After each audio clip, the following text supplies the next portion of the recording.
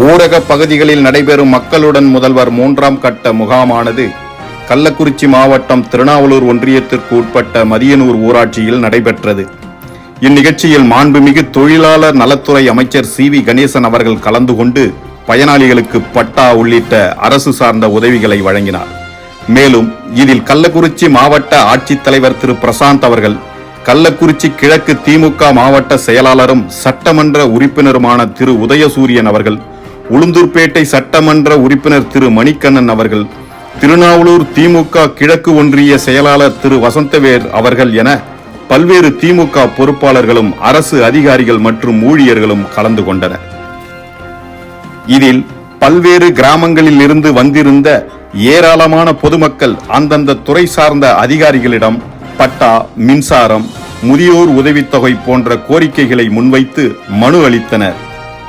தமிழக முதல்வர் மு.க. ஸ்டாலின் அவர்களின் ஆணைக்கிணங்க பெற்றுக்கொண்ட மனு மீது பரிசீலனை செய்து உடனடியாக தீர்வு காண வேண்டும் என அமைச்சர் CV கணேசன் அவர்கள் அதிகாரிகளை கேட்டுக்கொண்டார். முன்னதாக மதியனூர் ஊராட்சி திமுக நிர்வாகிகளுடன் நிகழ்ச்சியை ஒருங்கிணைந்து ஏற்பாடு செய்திருந்த ஊராட்சி மன்ற தலைவர் திரு தண்டபாணி அவர்களும், ஊராட்சி மன்ற துணைத் தலைவர் திருமதி சரண்யா அம்மாசி அவர்களும் அனைவருக்கும் நன்றியினை தெரிவித்துக் கொண்டனர்.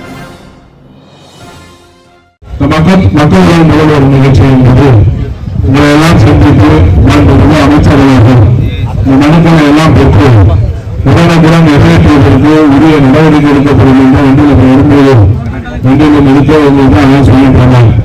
பெருமளவில் அந்தந்த பகுதிகளில் கொடுக்கக்கூடிய மனுக்களை உடனே ஒரு மாதத்துக்குள்ளாக உடனே நிறைவேற்றுவதை ஒரு மாதத்துக்குள்ளாக கண்டிப்பாக நிறைவேற்றி தரப்படும் என்பதை நம்முடைய அமைச்சர் அவர்கள் அறிவித்திருக்கிறார்கள். ரொம்ப மகிழ்ச்சி, மகிழ்ச்சி.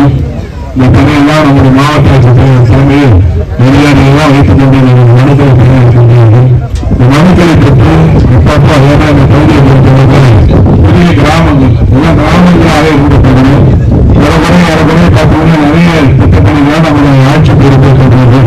மாண்புமிகு தமிழக முதலமைச்சர் பொறுப்பேற்ற பிறகு நிறைய எண்ணற்ற திட்டங்கள், சாலையாக குடிநீர் வசதியாக இருந்தாலும், பள்ளிக்கட்டண வசதியாக இருந்தாலும், பல்வேறு அடிப்படை வசதிகள்லாம் இந்த கிராமப்பகுதியில் நிறைவேற்றப்பட்டிருக்கின்றன. இதுக்கு முன்னே இந்த மாதிரி மக்களுடைய மனுக்கள்லாம் பெறப்பட்டது. தொடர்ந்து அந்த பணியில் நிறைவேற்றப்பட்டது. இப்போ பெறக்கூடிய மனுக்கள் அனைத்துமே கண்டிப்பாக நிறைவேற்றப்படும் என்று நான் அமைச்சர் வாகனத்தில் வந்து சொன்னேன். இதெல்லாம் சரியாக நீங்கள் எல்லாம் பொறுமையாக இருந்து வந்திருக்கக்கூடிய குடும்பத்தில் அனைவரும் சரியாக இதை பயன்படுத்த வேண்டும் என்று நான் அன்போடு கேட்டுக்கொள்கிறேன். மாண்புமிகு அமைச்சர்களுக்கு என்னுடைய தொகுதி மக்களின் சார்பாக மனப்பூர்வமான நன்றியையும் வணக்கத்தையும் தெரிவித்துக் கொண்டு இந்த பணிகளெல்லாம் பொதுவாக சொன்னேன். எல்லா துறை சார்ந்த திட்டங்களும் பெருமளவில் அந்தந்த கிராமத்தில் சேர வேண்டும். நான் உடனே தமிழக முதலமைச்சர் அவர்கள் இதெல்லாம் உத்தரவிட்டிருக்கிறார்கள். அதனால்தான் என்ன அனுமதிக்க வேண்டிய தொகுதி உங்களை எல்லாம் சந்தித்து எல்லாம் பெற்று கண்டிப்பாக செய்து தரப்படும் முதலமைச்சருடைய உத்தரவு. நீங்களே சரியா பண்ணால் நான் உங்களுக்கு சொல்றேன் சொன்னார்கள்.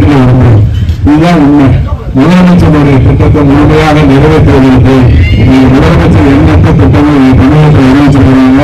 தமிழகத்தை பார்த்தீங்கன்னா இந்த மாநிலம் தான் இந்தியாவுக்கு முன்னோடி மாநிலமாக சிறப்பாக வெளிநாட்டு மாநிலமாக இருக்கக்கூடிய சொன்னால் நான் தமிழகத்தினுடைய முதலமைச்சருடைய சிறப்பு இந்த நிர்வாகம், அதுபோல மாண்புமிகு துணை முதலமைச்சர் அவர்கள் சிறப்பாக இந்த தமிழகத்தை அறிவித்துக் கொண்டிருக்கின்றார்கள்.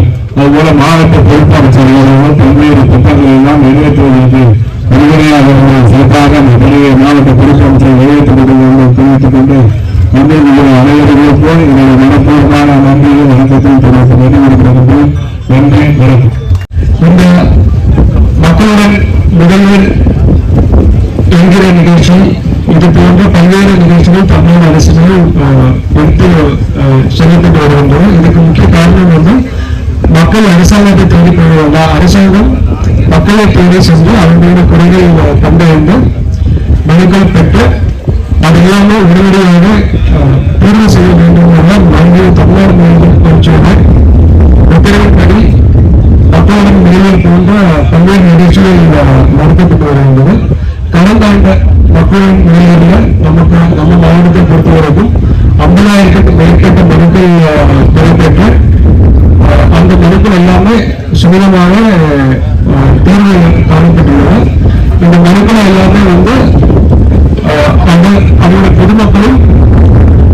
நம்மளோட முதலமைச்சரோட ஆபீஸ் வந்து ஏபிசி அப்படின்னு வந்து அந்த மனு சரியாக டிஸ்போஸ் பண்ணிட்டு ஏபிசி ரேட்டிங் கொடுக்குறாங்க. நம்ம மாவட்டத்துக்கு வந்து ஏபி ரேட்டிங் ரொம்ப அதிகம், சி ரேட்டிங் வந்து ரொம்ப கம்மி. அதாவது வந்து அனைத்து நிலைமையும் வந்து நல்லபடியான ஒரு ஸ்கூலான ஒரு டிஸ்போசல் கொடுக்கப்பட்டுள்ளது.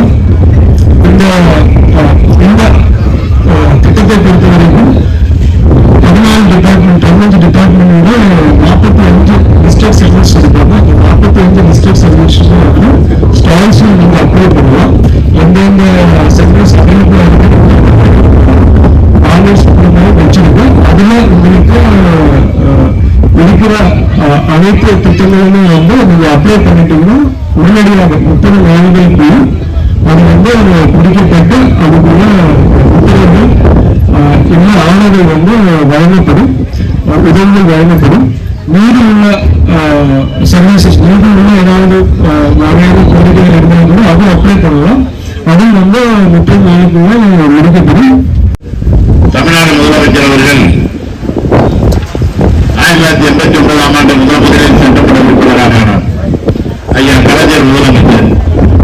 அப்போது அவர் சட்டமன்ற உறுப்பினராக இருந்த போதுதான் நானும் அமைச்சரும் அவருடன் முதலில் சட்டமன்ற உறுப்பினரான நிகழ்வு உண்டு என்பதை எண்ணி மகிழ்ச்சி அடைகின்றேன்.